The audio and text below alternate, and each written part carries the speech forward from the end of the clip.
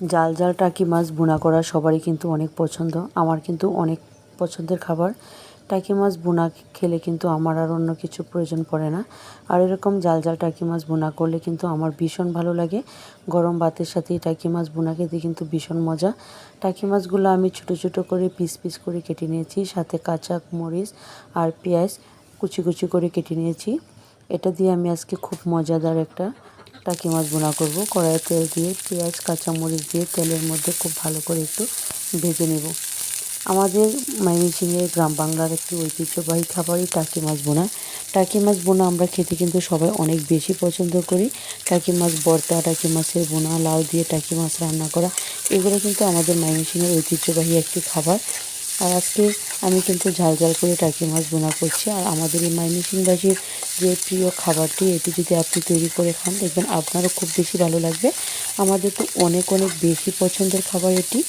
আপনি যদি পারেন এইভাবে একবার হলেও এই টাকি মাছ ভুনাটা করে খাবেন, দেখবেন অনেক বেশি মজার এই টাকি মাছ ভুনাটা।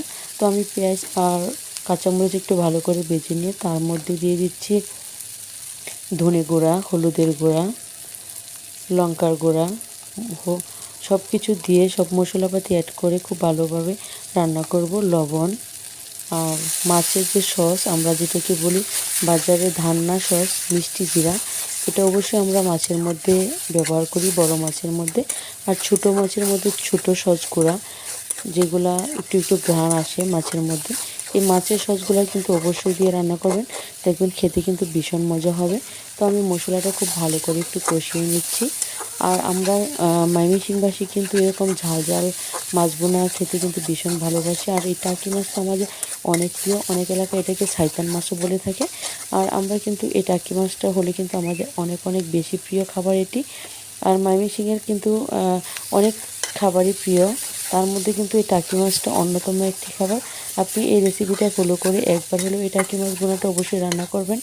মাছগুলো দিয়ে খুব ভালোভাবে আমি কষিয়ে নিচ্ছি। তরকারি রান্নার আসল স্বাদই হচ্ছে মাছ কষানো। মাছটাকে যত ভালো করে কষাবেন কাঁচা ভাবটা কিন্তু থাকবে না, খেতে কিন্তু ঠিক ততটাই মজা হবে। আমি একটু পানি দিয়ে মাছটাকে খুব ভালো করে কষিয়ে নিচ্ছি। আপনিও চাইলে এভাবে খুব ভালো করে কষিয়ে নিতে পারেন। আর এই টাকি মাছ ভুনাটা এতটা মজা হয়, খেতে কিন্তু ভীষণ ভালো লাগে। আপনি চাইলে এভাবে একবার হলেও আমার এই রেসিপিটা ফলো করে টাকি মাছটা ভুনা করে খাবেন, দেখবেন আপনার কিন্তু অনেক বেশি মজা হয়েছে। আর যদি আপনার এই রেসিপিটা অবশ্যই ভালো লেগে থাকে, আমার চ্যানেলটা সাবস্ক্রাইব করে আমার পাশে থাকবেন এবং ভিডিওতে একটি লাইক দিবেন, একটা কমেন্ট করে যাবেন আপনার কেমন হয়েছে টাকি মাছ ভুনাটা। আর আপনার পছন্দের এই টাকি মাছ ভুনাটা খেতে কিন্তু আমার কাছে খুব বেশি ভালো লাগে। এভাবে টাকি মাছ রান্না করলে আমার পরিবারের সবাই অনেক অনেক বেশি পছন্দ করে, ছোট থেকে বড় সবারই কিন্তু অনেক প্রিয়। এই টাকি মাছ ভুনা দিয়ে কিন্তু পেট ভরে ভাত খাওয়া যায় এবং টাকি মাছের ভর্তা দিয়েও খাওয়া যায়। আমার চ্যানেলে অনেক অনেক রেসিপি দেওয়া আছে, আপনি চাইলে আমার চ্যানেলটা ঘুরে দেখে আসতে পারেন।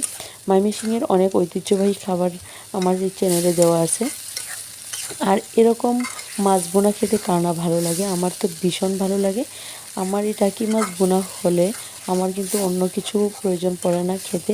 টেবিলে অনেক আইটেম রান্না করলেও আমি কিন্তু দেখে দেখে যেটা যেটা আমার পছন্দের খাবার এটাই কিন্তু খাই।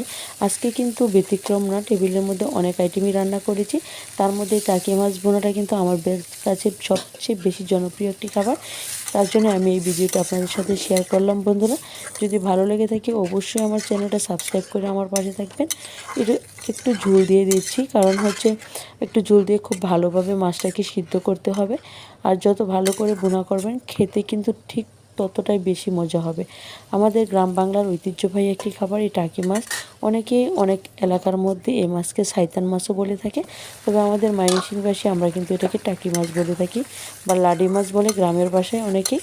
তো আমাদের এই মাছ ভুনাটা একটু ঝাল ঝাল করে রান্না করছি, কারণ ঝাল ঝাল করে রান্না করলে খেতে কিন্তু আমার কাছে ভীষণ মজা লাগে। কী দিয়ে খাবো কী দিয়ে খাবো, সারাদিন রোজা রাখার পরে ক্লান্ত শরীরে কিন্তু একদমই মন চায় না। তার জন্যই কিন্তু আজকে আমি এই টাকি মাছটা বোনা করেছি।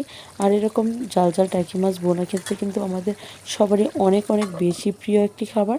আপনি চাইলে এই রেসিপিটা এভাবে ফলো করে এরকম একটা টাকি মাছ বোনা করতে পারেন।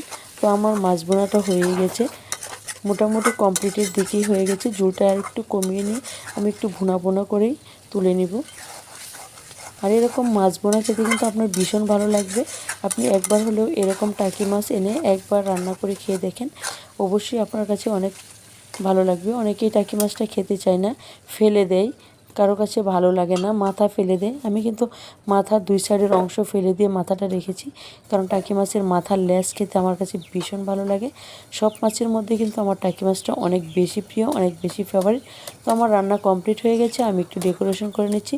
একটা সুন্দর কাচের সাদা কিউট বাটিতে আমি কিন্তু তরকারিটা বেড়ে নিচ্ছি। আর আপনার ডেকোরেশনটা যত ভালো হবে খেতে কিন্তু ঠিক ততটাই মজা হয়।